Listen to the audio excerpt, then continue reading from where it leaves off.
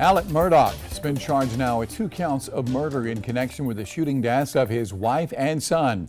Authorities say he used a shotgun and a rifle to commit the crimes. News 19's Peyton Lewis with the details.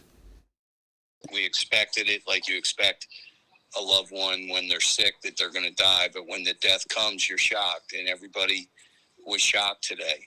On Thursday, Alec Murdaugh was indicted on 2 counts of murder for the death of his wife Maggie and his son Paul Murdaugh, a little more than a year after they were found shot to death on one of the family's properties. The indictment claims that Murdaugh used a rifle to kill his wife and a shotgun to kill his son, which also led to 2 counts of possession of a weapon during the commission of a violent crime. These charges come amid a slew of other allegations against Murdaugh, including a scheme to collect a life insurance policy after planning his own shooting death. Oh, okay. Were you shot? Where part of your body? I'm not sure. Somewhere on my head. The deaths of Alec's wife and son have also led investigators to do more research on the deaths of 19-year-old Stephen Smith, whose body was found on a rural Hampton County road in 2015, at the time classified as a hit and run, and the death of the Murdaugh family's housekeeper, Gloria Satterfield, who allegedly died after a fall in the family's home. The Satterfield family's lawyer says the new murder charges just tell people what he already knows. You know,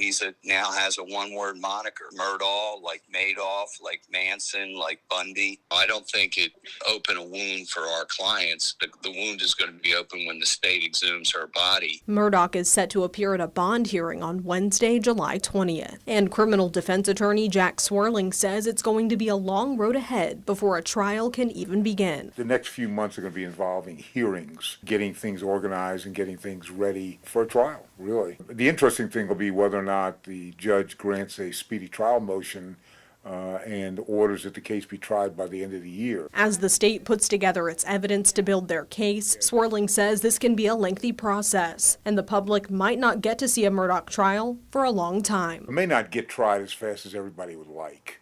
And I know that everybody wants swift justice, but these cases are very complicated. Reporting in Columbia, Peyton Lewis, News 19 WLTX. Alec Murdaugh has been making headlines now for the past 3 years. In 2019, there was a deadly boating accident involving his now deceased son, Paul.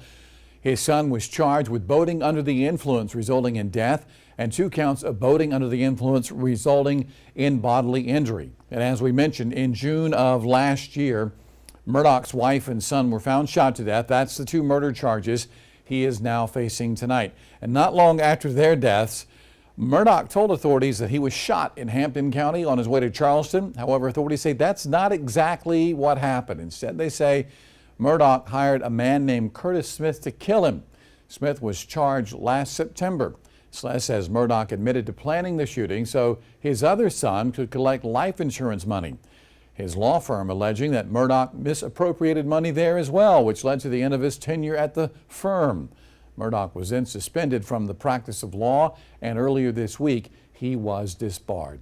And then, as we mentioned just a moment ago, there is the case of the former housekeeper. It's believed that Gloria Satterfield died from injuries sustained in a fall inside Murdaugh's home in 2018. However, tonight, authorities now have additional questions about that case.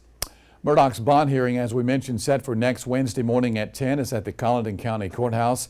For more details, you can go to our website, read more about this story right now, WLTX.com or the News 19 mobile app.